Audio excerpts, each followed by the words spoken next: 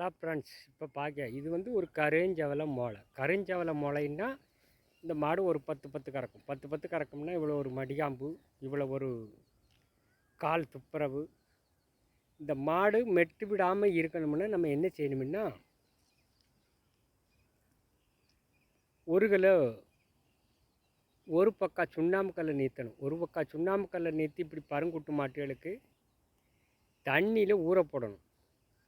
சுண்ணாம்பு கல்லை ஒரு பானையில் ஊற வச்சு அந்த தெளிஞ்ச நீரை தண்ணி காட்டும் போது இந்த மாட்டுகளுக்கு ஊற்றணும். ஊற்றினோம்னா இந்த மாடு இந்த காரம் கெடாது. இந்த கூடின பாலில் உள்ள ஒரு 10 லிட்டர் கறக்க வேண்டிய மாட்டுகளுக்கு காரம் கெட்டு போகாது, கால்சியம் பற்றாக்குறை வராது. சில மாடுகள் படுத்துக்கிட்டு எந்திரிக்காது, கால்சியம் பற்றாக்குறை வரும். இப்படி தண்ணியை தெளிய வச்சு நம்ம ஊற்றிக்கிட்டே இருந்தோம்னா அந்த மாட்டுக்கு எப்போவுமே இந்த கால்சியம் பற்றாக்குறைங்கிறதே வராது.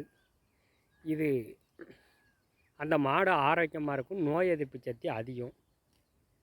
இந்த பருமாடுகளை வளர்க்கும்போது நம்ம பண்ணைகளில் வச்சுருந்தாலும் ஒரு பக்கா சுண்ணாம்பு கல், அதை ஒரு 15 நாளைக்கு தான் ஊற்றணும். திருப்பி அந்த கல்லை மாற்றணும்.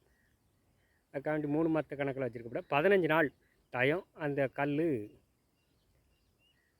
அதோட மையம் இருக்கும். அப்புறம் அதுக்கு அங்கிட்டு நம்ம மாற்றிடணும். மாற்றி திருப்பி புதுக்கல் புது ஒரு பக்கா சுண்ணாம்பு கல் வாங்கி அந்த நீத்தி 15 நாளைக்கு வச்சுருந்தோம்னா அந்த மாடு எப்பவும் காரம் கட்டு போகாது. 10 தீனாலும் அந்த மாடு கிடேரி மாடு மாதிரி இருக்கும். இந்த வீடியோ பிடிச்சா ஒரு லைக் பண்ணுங்கள்.